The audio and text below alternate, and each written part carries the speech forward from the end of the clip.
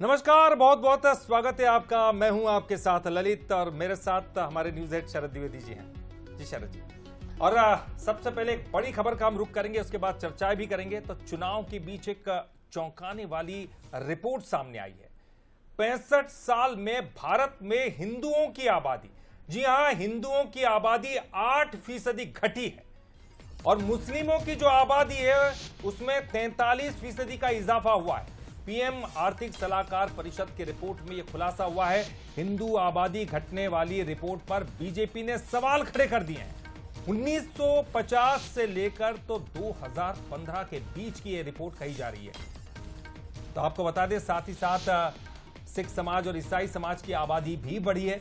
गिरिराज सिंह ने गजवाए हिंद की साजिश करार दिया इसे। लवलैंड के बाद अब वोट जिहाद हो रहा है, ये कह रहे हैं गिरिराज सिंह। तो इस वक्त की बड़ी खबर आ रही है, चुनाव के बीच में आंतरिक सर्वे जो कि सामने आया है और उस सर्वे के आधार पर एक बड़ी रिपोर्ट। और ये चौंकाने वाली रिपोर्ट इसलिए है क्योंकि 65 साल का हिसाब किताब यहां पर सामने। 65 साल में भारत में हिंदुओं की जो आबादी है वो 8% घट गई। तो ये एक ऐसी रिपोर्ट है जिसका जो टाइमिंग है वो भी चर्चा में है। ये जिस समय रिपोर्ट आई है उस समय मुस्लिम आरक्षण का मसला ज़ेरे बहस है। लालू प्रसाद यादव जी का 2 दिन पहले का स्टेटमेंट काफ़ी चर्चा में रहा था, जब उन्होंने ये कहा कि मुस्लिम आरक्षण की मांग का वो समर्थन करते हैं। हालांकि बाद में वो रेक्टिफाई करते हुए भी नज़र आए, लेकिन उसके बाद ये मसला आगे बढ़ता चला गया और तुष्टिकरण संतुष्टिकरण के आरोप भी पक्ष विपक्ष के बीच में आते रहे। ये जो रिपोर्ट है ये बताती है कि 1950 में बहुसंख्यकों का प्रतिशत आबादी का 84% के आसपास था, जो अब घटकर 78 के आसपास करीब हो गया है। और जैसा ललित ने आपको बताया कि 8% से अधिक की गिरावट बहुसंख्यकों की आबादी में है, तो करीब 9% से बढ़कर जो मुस्लिम आबादी है वो 14% से कुछ अधिक हो गई है। और बाय एंड लार्ज ये रिपोर्ट कहती है कि भारत में एक तरह का स्थिर दिखता है ये आबादी का इंडेक्स, और ये भी बताता है कि यहाँ अल्पसंख्यक सुरक्षित हैं। ख़ासतौर से मुस्लिम आबादी की बात है कि उनके लिए एक कंजेनाइटल एटमॉस्फेयर देने में भारत और भारत की डेमोक्रेसी सफल रही है, जिसकी वजह से भी ये ट्रेंड हमको देखने को मिला है। लेकिन कई सवाल भी हैं कि बहुसंख्यकों की आबादी क्यों कम हुई, उसके कारण क्या हैं, और इसको लेकर कई तरह की चीज़ें भी सामने आई हैं। आरोप प्रत्यारोप का क्रम भी आगे बढ़ा है। जो मेहमान हैं ललित, पहले उनसे परिचय करवा दीजिए, फिर हम चर्चा को लेकर आगे बढ़ते हैं। और कुछ हमारे पास बाइट्स भी होंगी तो वो भी हम सुनवाने की कोशिश करेंगे। जी, हमारे साथ मौजूद हैं इस वक्त स्टूडियो में हितेश वाजपेयी जी, पूर्व अध्यक्ष नागरिक आपूर्ति निगम के। बहुत बहुत स्वागत करते हैं आपका सर। जावेद खान जी हमारे साथ कांग्रेस के प्रवक्ता हैं छत्तीसगढ़ से। जावेद जी, आपके पास भी आएंगे, लेकिन बड़ी बात इस वक्त ये है, चर्चाओं की शुरुआत करें। जैसे शरद जी ने कहा है कि बड़े सवाल भी हमारे पास, बंसल न्यूज़ के जो मौजूदा जो बड़े सवाल है वो आपको सबसे पहले बताते हैं कि बंसल न्यूज़ क्या कुछ कह रहा है। देखिए, एक बड़ी खबर और चौंकाने वाली खबर हमारे सामने आई है और उस खबर को लेकर हम चर्चा भी करेंगे। लेकिन सवाल सबसे पहले कि चुनाव के टाइम पर रिपोर्ट आने के मायने क्या है। बड़ी खबर है, टाइमिंग को लेकर एक बड़ी जो है चर्चा इस पर होगी, क्योंकि ये उस वक्त ये रिपोर्ट आ रही है जब चुनाव का समय चल रहा है। दूसरा, आबादी का डेटा, चुनाव में किसे होगा घाटा, और बीच चुनाव रिपोर्ट, क्या ये संयोग था या फिर प्रयोग। चलिए, तो ये बड़ी महत्वपूर्ण बातें हैं कि आखिर इस समय ये रिपोर्ट आई है और इसने एक रिपल्स क्रिएट किया है, एक लहरें पैदा कर दी हैं। और इसके पहले अल्पसंख्यक मुसलमानों का सब्जेक्ट ऑलरेडी बहस में है। प्रतिक्रियाओं का इस पर सियासत पूरे उफान पर है, आरोप प्रत्यारोप शुरू हो गए हैं। तो एक ग्लिम्सेस, एक झलक उसकी भी देख लेते हैं, फिर मेहमानों की तरफ डिबेट के लिए, प्रतिक्रिया के लिए लौटेंगे। ये भारत के लोकतंत्र के लिए खतरा है।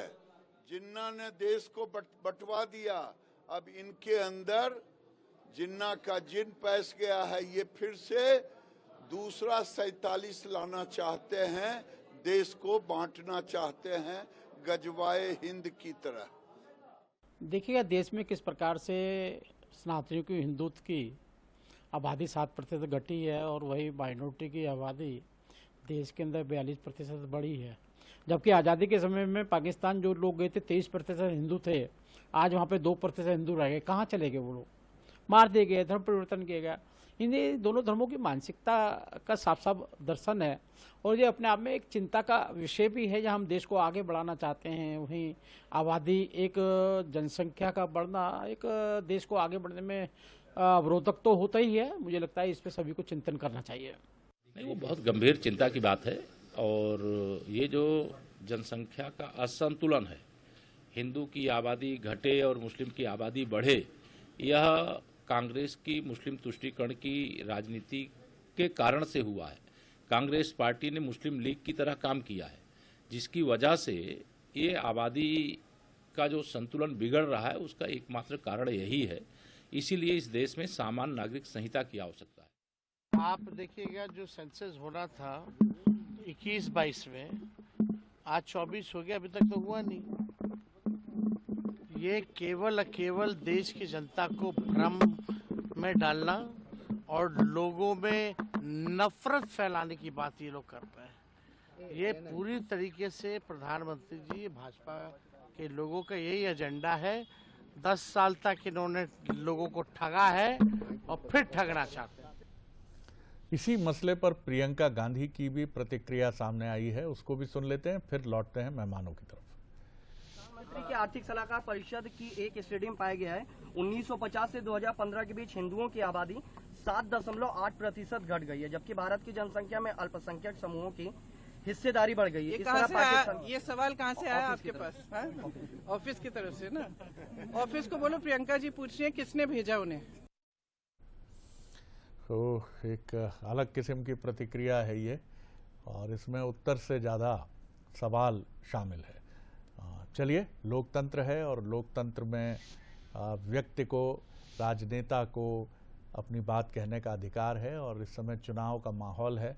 तो प्रियंका जी का एक बड़ा ही अलग और आक्रामक अंदाज था और कहीं ना कहीं वो एक कटाक्ष करने की शैली में भी नजर आई। हमारे साथ, जैसा हमने आपको बताया, कि डॉक्टर हितेश वाजपेयी हैं, बीजेपी के सीनियर लीडर हैं, अध्ययनशील राजनेता की गहरी छवि है उनके साथ, और खान साहब जो हमारे साथ हैं वो भी एक संजीदा राजनेता के तौर पर पहचाने जाते हैं। डॉक्टर हितेश वाजपेयी, इसको किस नज़रिए से देखें?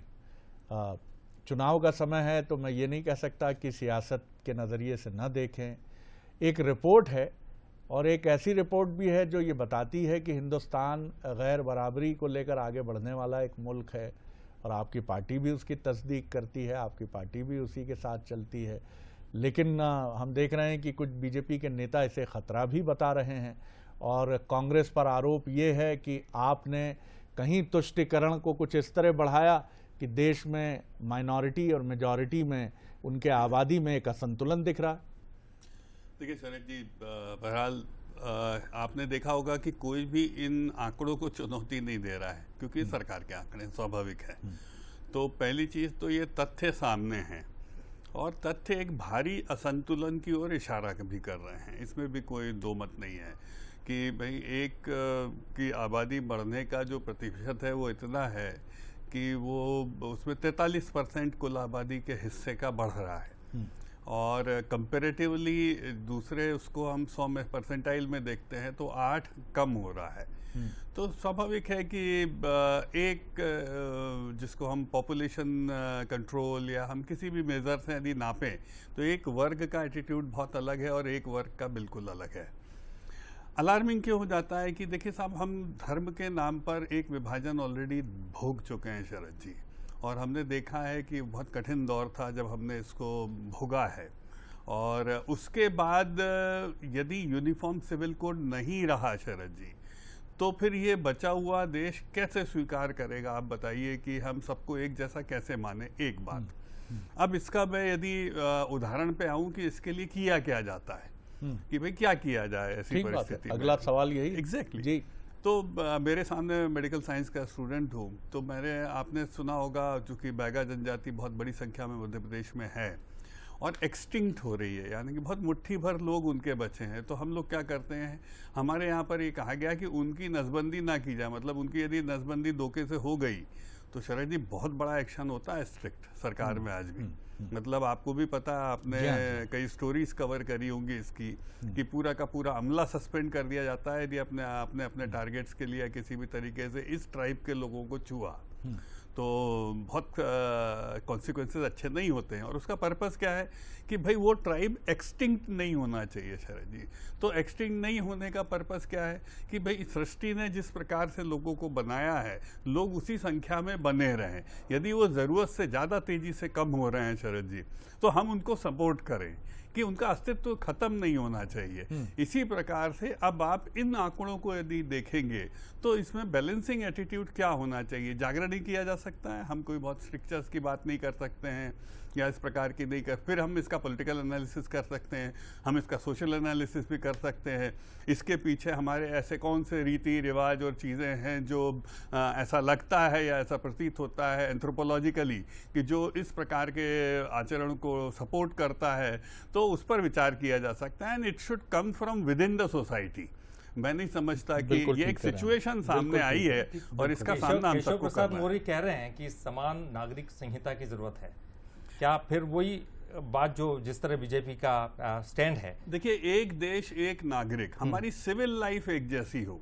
जब हम खड़े दिखाई दे मैदान में ललित भाई, तो हमारे सर एक जैसे दिखाई दें, इसकी मांग है। ये कोई बुरी मांग तो नहीं है ना। डॉक्टर साहब की एक बड़ी इंपॉर्टेंट बात है, खान साहब मैं आपकी तरफ आ रहा हूं कि ये विद इन दी कम्युनिटी की तरफ से, विद इन दी सोसाइटी की तरफ से आनी चाहिए। एक डेमोक्रेसी में यही सबसे बेहतर बात है। कहीं इशारा इस तरफ भी है कि जो भी पॉपुलेशन कंट्रोल को लेकर जो भी गवर्नमेंट की स्कीम्स रही हैं, बहुसंख्यकों ने उस पर जिस तरह से रिएक्शन दिया है वो मुख्तलिफ है, और शायद माइनॉरिटी की तरफ अगर हम बढ़ें तो वहाँ मुख्तलिफ है।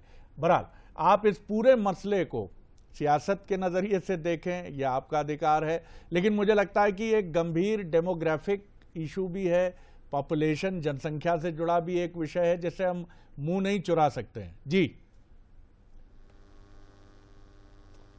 नमस्कार शरद जी, आपको, आपके सभी दर्शकों को, साथी मीडिया पैनलिस्ट को भी मेरा नमस्कार। जी देखिए, आज का वर्तमान जो लोकसभा चुनाव है वो दो तरीके से लड़ा जा रहा है। एक तरफ नकारात्मक विचारधारा है और दूसरी तरफ सकारात्मक सोच के साथ लड़ा जा रहा है। एक तरफ एक व्यक्ति फिर से सत्ता में आने के लिए लगातार जितना नकारात्मक फैला सकता है, जितना द्वेष फैला सकता है, जितना आपसी में फूट फैला सकता है, वो फैला रहा है। दूसरी तरफ एक व्यक्ति देश को बचाने के लिए, संविधान को बचाने के लिए, लोकतंत्र को बचाने के लिए भविष्य की योजनाएं बता रहा है, किस तरह से भविष्य में किस तरह से लोगों को आगे बढ़ाया जाएगा, उनको आर्थिक रूप से मजबूत किया जाएगा, देश को मजबूत किया जाएगा। सन 2011 में आर्थिक जनगणना हुई थी, उसके बाद से 2021 में होनी थी, आज तक नहीं हुई। हमने तो कई बार मांग की भारत सरकार से कि जनगणना की रिपोर्ट कहाँ है, जनगणना क्यों नहीं करा रहे हैं। वो जनगणना नहीं कराते। पहले चरण के चुनाव के बाद से जिस तरह से प्रधानमंत्री मोदी जी 80-20 की बात करना शुरू कर देते हैं, बहुसंख्यक को अल्पसंख्यक से डराना शुरू कर देते हैं, कहीं मंगलसूत्र खतरे में होने की बात कहते हैं तो कहीं कहते हैं कि तुम्हारी 2 भैंस में से 1 भैंस कोई और ले जाएगा। ऐन चुनाव के समय में उनके मंत्रालय से ऐसा कोई सर्वे निकल के आता है। अभी हमारे साथी प्रवक्ता कह रहे थे कि इसे कोई चुनौती नहीं देता है। मैं देता हूं चुनौती। आप जनगणना कराइए, दूध का दूध पानी का पानी होगा। जब हम जातिगत जनगणना की बात करते हैं तो आप हमारे ऊपर सवाल उठाते हैं कि ये देश को तोड़ने वाली बात करते हैं। हम तो इसी दूध का दूध और पानी को पानी करने की बात करते हैं ना, कि किसकी कितनी जनसंख्या है, उसकी उतनी भागीदारी होनी चाहिए। तो आप कहते हैं कि हम देश को तोड़ रहे हैं, और ऐन चुनाव के समय में आप ऐसी चीजें लेकर के आते हैं। दूसरी सबसे बड़ी बात, डॉक्टर वाजपेयी, एक छोटा खान साहब आ रहा हूं आपकी तरफ, एक छोटा सबमिशन हितेश वाजपेयी का। जी, मेरा बस यह है कि हमको डिबेट तथ्यात्मक करना चाहिए शरद जी। ये तथ्य है, मैंने पॉलिटिकल डिबेट तो नहीं करी, और तथ्यात्मक क्या है, 2011 में मेरे भाई आप लोगों की सरकार थी यूपीए की, बिल्कुल आ रहा हूं खान साहब, तब एक आप ही की तरफ आ रहा हूं। सोशियो इकोनॉमिक सर्वे हुआ था और 14 तक आपकी सरकार रही, उसको दबा के रखा गया। फिर उसके बाद जो 21 में होना था, हमने बार बार कहा भाई कोविड के दौरान वो नहीं हुआ, देश पूरा उससे जूझ रहा था, इसमें कोई छुपी हुई बात थोड़ी ना है। लेकिन आप क्या करते हैं, 11 के रिजल्ट को नहीं बताया 14 तक, इसकी जिम्मेदारी तो छोड़ देते हैं चुपचाप, और फिर बड़ी बड़ी बातें करते हैं कि एक नष्ट कर रहा है। भाई आप कभी बोलोगे क्या कि भारतीय जनता पार्टी के लोग अच्छा कर रहे हैं, लेकिन हमको लोग वोट दे रहे हैं ना, ये लोगों के वोटर पे छोड़ दीजिए। आप विषय पर चर्चा करिए कि इस परिस्थिति में क्या होना चाहिए। जावेद साहब देखिए भारतीय जनता पार्टी के प्रवक्ता कह रहे हैं कि इसको राजनीति मोड़ नहीं देना चाहिए। आपने जो बाइट सुनाई भारतीय जनता पार्टी के सारे नेताओं की, वो कैसी बाइट थी? वो तो राजनीतिक बाइट थी। वो किस तरह से 80-20 की बात कर रहे हैं, किस तरह से बहुसंख्यकों को अल्पसंख्यकों से डरा रहे हैं, किस तरह से गजवाए हिंद इसमें की बात करना कर क्या रहे हैं, चाहिए किस तरह से बताइए ना। देश बनाने की बात कर रहे हैं, और कहां तक नहीं चले जा रहे हैं। हम तो कह रहे हैं ना, आप सर्वे क्यों नहीं करवा रहे हैं? आप जनगणना करवाइए ना। 2021 के बाद, अरे भाई ये सामने है ना सर्वे आपके, लोकसभा ये सर्वे नहीं है तो क्या हुआ, सरकार की तो है ना आपके सामने। आपने इस पर क्या टिप्पणी है आपकी, क्या मैं तो करना चुनौती चाहिए? दे रहा हूं, एन चुनाव में मैं चुनौती देता हूं कि एन चुनाव के समय में इस तरह के सर्वे जो बनाए चुनौती देके गए, खत्म। ये प्रायोजित है। जनगणना होगा तो दूध का दूध और पानी का पानी हो जाएगा। रही दूसरी बात, सुनिए, इस 65 साल का जो ये जावेद साहब, आपका ये कहना है साफ तौर पर कि ये रिपोर्ट प्रामाणिक नहीं है। एक तो आपका आरोप ये है, और दूसरा आप क्या झुठला भी रहे हैं इन आंकड़ों को, और आपका ये भी कहना है कि ऐसा बिल्कुल नहीं है। मुसलमानों की आबादी हिंदुओं के बरक्स इतनी तेजी से नहीं बढ़ी है। क्या आप ये खम ठोक कर कह रहे हैं ये बात? बिल्कुल। दूसरी चीज, मेरी बात को सुनिए, तो आप बताइए 47 में क्या आबादी थी और आज क्या आबादी? चलिए आपका आंकड़ा सुनिए। अरे सुनिए साहब, सुनिए।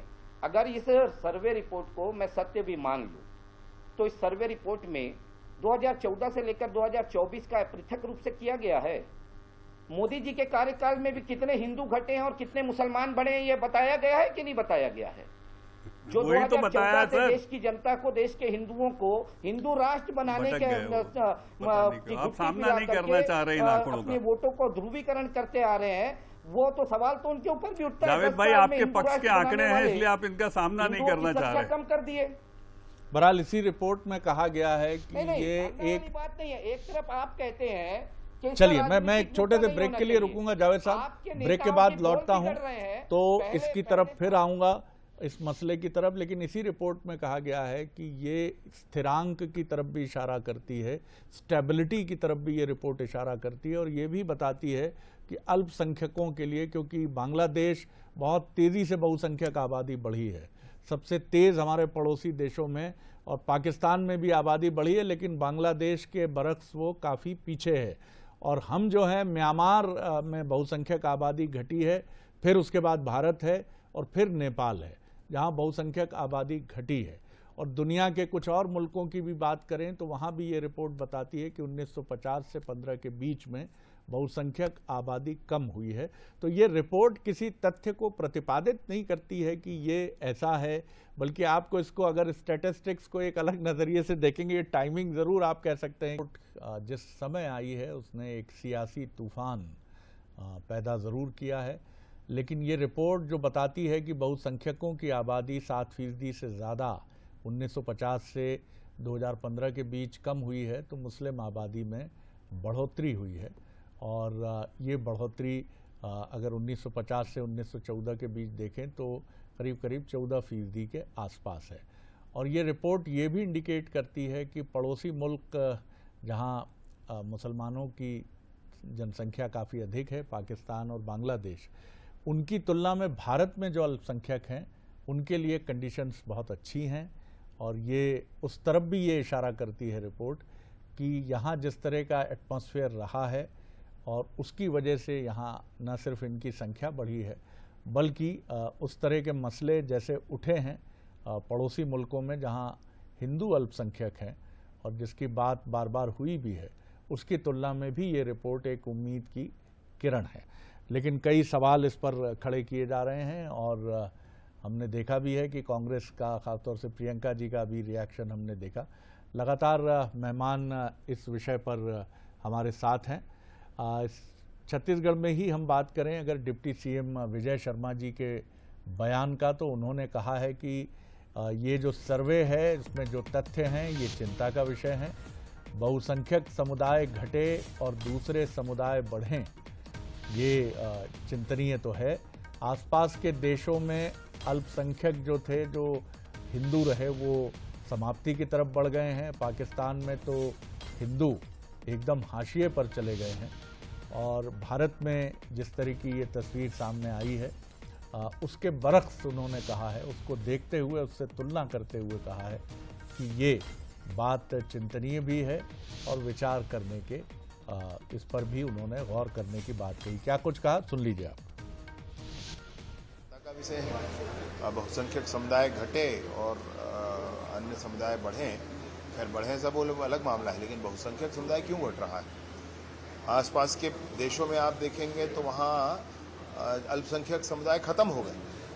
पाकिस्तान और बांग्लादेश जैसे स्थान है जहाँ पर जो हिंदू माइनॉरिटी थी वो खत्म हो गई। चलिए, तो यही बड़ा सवाल है। लेकिन अब सबसे बड़ा सवाल ये है कि अगर आप ये मानते हैं कि ये सब कुछ एक समानुपात में होना चाहिए और ये आंकड़े ऐसे नहीं होने चाहिए। आज अगर आंकड़े ये होते कि भारत में 1950 की तुलना में मुस्लिम आबादी जो उस समय 8% के आसपास थी वो घट के 4% हो गई है, तो क्या ये चिंता का विषय नहीं होता? और बहुसंख्यकों के आंकड़े करीब करीब 2 गुना बढ़ गए हैं, तो ये भी चिंता का विषय होता। डॉक्टर हितेश वाजपेयी, इस पर ही आपका कमेंट मैं चाहूँगा कि आपने इतना सटीक दूसरा ध्रुव पकड़ा है और इसी को कहा गया है कि भाई 1950 से आज तक यहाँ पर हम लोग सब कंफर्टेबल हैं। और जैसे मैं उदाहरण के लूँ कि मुस्लिम समुदाय में बहुविवाह की परंपरा है, तो स्वाभाविक है कि वहाँ पर स्कोप ज़्यादा है आबादी बढ़ने का, और हमने इसको पाया भी है। वहीं पर आप पाकिस्तान और बांग्लादेश में जाएंगे तो वहाँ तो भाई हिंदू साफ कर दिए गए। सीएए को लाना इसीलिए पड़ा कि वहाँ जो 1-2% बचे हैं और वो हिंदू यदि माइनॉरिटी की वजह से धर्म के आधार पर कोई प्रताड़ना झेल रहे हैं तो वो कहाँ जाएंगे। तो इसी प्रकार से हमने 47 में शरद जी कॉन्फ्लिक्ट क्यों आया मुस्लिम लीग के द्वारा? क्योंकि उस समय भी नारा क्या लगा, जिसकी आबादी उसको उतना हक दिया जाए। इसी चक्कर में पाकिस्तान बना और धर्म के आधार पर बना। तो यदि हम ये इम्बैलेंस जो क्रिएट हो रहा है, हैवी इम्बैलेंस है शरद जी, आपके सामने है, और ये केवल कोई 2, 5, 10 साल के आंकड़े नहीं, 50 से लेके आज तक के हैं, सारी सरकारें इसमें शामिल हैं। तो यदि इतना बड़ा इम्बैलेंस है तो ये आगे चलकर आपके लिए डेमोक्रेटिक चैलेंजेस भी खड़े करेगा, ये इससे नकारा नहीं जा सकता है। और देखिए, राजनीतिक दल और राजनेता जो होते हैं बहुत चतुर होते हैं, वो इस सिचुएशन का फायदा उठाएंगे। आप भी हमको कह सकते हैं, लेकिन हमारी विचारधारा बहुत डिफरेंट है। हमारी विचारधारा अल्पसंख्यक तुष्टीकरण की नहीं है, इसलिए उससे खतरा नहीं होगा। लेकिन यदि अल्पसंख्यक तुष्टीकरण की विचारधारा पे जो लोग चल रहे हैं शरद जी, उनने यदि इसको पकड़ लिया तो ये तो बहुत खतरनाक तरफ ये बात चली जाएगी। ये बात अल्पसंख्यकों को भी सोचनी होगी। जो प्रधानमंत्री जी का आग्रह था, आपको मालूम है पिछले 1-2 दिन में जो उन्होंने इंटरव्यू दिए है कि देखिए ये तो समाज से निकल के आना होगा। एक सवाल मेरा ये भी है कि ये तो बात हुई कि एक ऐसा सर्वे आता है जिससे हमको ये सब कुछ पता चलता है, ये तथ्य है, सही है गलत, ये तो बात की बात है क्योंकि राजनीतिक विषयों में चर्चा होती रहती है। सरकार के आंकड़े हैं। सरकार के आंकड़े, और लेकिन इसके लिए जिम्मेदार कौन है? क्योंकि इतने साल तक कांग्रेस की सरकार रही, लेकिन 10 साल आपकी भी रही। बिल्कुल, मैं इसीलिए इसको बीजेपी कांग्रेस से नहीं देख रहा हूँ ललित जी। देखिए, आप देखिए 1950 से आज तक की यात्रा है हमारी, इसमें तो सभी प्रकार की जनता पार्टी भी आ गई बीच में, कांग्रेस कई बार आ गई, बाजी तो ये क्वेश्चन पॉलिटिकल पार्टी का इंडिविजुअल नहीं है, लेकिन इस डेमोग्राफिक जो इम्बैलेंस है इसका फायदा नेता उठाएंगे और पॉलिटिकल इम्बैलेंस की तरफ हम बढ़ सकते हैं। चलिए जावेद साहब, मैं यही सवाल लेकर आता हूं कि आज मसला इसके उलट भी हो सकता था कि बहुसंख्यक आबादी बहुत तेजी से बढ़ गई और माइनॉरिटी कम हो गई बहुत तेजी से। ये ग्राफ हो जाएगा थोड़ी देर जी, तो ये स्थिति ये भी बन जाती कि आप इस पर भी, हम इस पर दूसरे तरीके से बहस कर रहे होते कि किस तरह का मसला है। और सवाल ये भी है कि आखिर आपको एक संतुलन तो बनाना पड़ेगा एक संतुलन की तरफ तो जाना पड़ेगा। और इस संतुलन को बनाने में, क्योंकि हमारे यहाँ नेगेटिविटी नहीं है, आप ये भी देखें कि हमारे राष्ट्रपति भी मुस्लिम रहे हैं, हमारी क्रिकेट टीम के कैप्टन, हॉकी टीम के कैप्टन भी मुस्लिम रहे। पड़ोसी मुल्कों से बिल्कुल डिफरेंट है हालात। आज भी आप चाहे आईएएस अधिकारी से लेकर सियासत की बात कर लिए, खुद बीजेपी में बात कर लीजिए, उनके यहाँ माइनॉरिटी को, अकलियतों की नुमाइंदगी करने वाले। तो ये हम नहीं कह सकते इसको सिर्फ सियासी बहस करके खारिज कर दें कि साहब ये ऐसा थर्ड ग्रेड नागरिक माना जाता है, ये किया जाता है। एक बड़े नजरिए से भी बयान सामने आना चाहिए, खासतौर से आपके बड़े नेताओं का। आप तो बहुत संजीदगी से बात कर रहे हैं, मैं उसके लिए आपको अप्रिशिएट करूंगा। जी देखिए शरद जी, मैंने आपकी बात को सुनी, साथी प्रवक्ता जी की बात को सुनी। बिल्कुल मैं मानता हूं कि अगर ये सर्वे सही है तो एक गंभीर विषय है। और रही बात जो जनगणना घट गई, जो जनसंख्या बहुसंख्यक की घट गई, अगर वो बड़ी होती और अल्पसंख्यक की घटी होती, तो भाई ये भारत है। भारत दुनिया में क्यों अलग है? इसीलिए अलग है कि भारत सबको समा करके चलता है, सबको एक रूप में लेकर के चलता है। इस पर विचार होना जरूरी है कि किस तरह से हम संतुलन बनाएं, लेकिन इस पर राजनीति होनी जरूरी नहीं है। आज राजनीति कौन अच्छी बात कर रहा कही है? अच्छी बात। आपने तो लाइन से इतनी सारी आपने लाइन से बाइट सुनाई।